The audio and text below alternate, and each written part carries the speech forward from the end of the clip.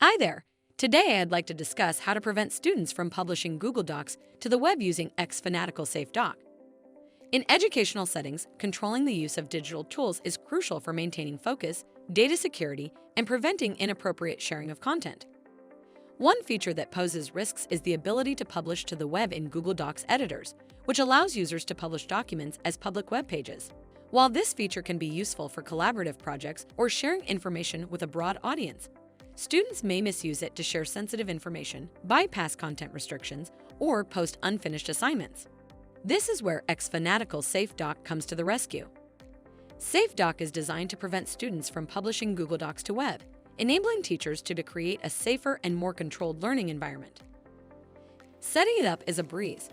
Go to Chrome Web Store page, search for Safe Doc, then click Add to Chrome to add this extension.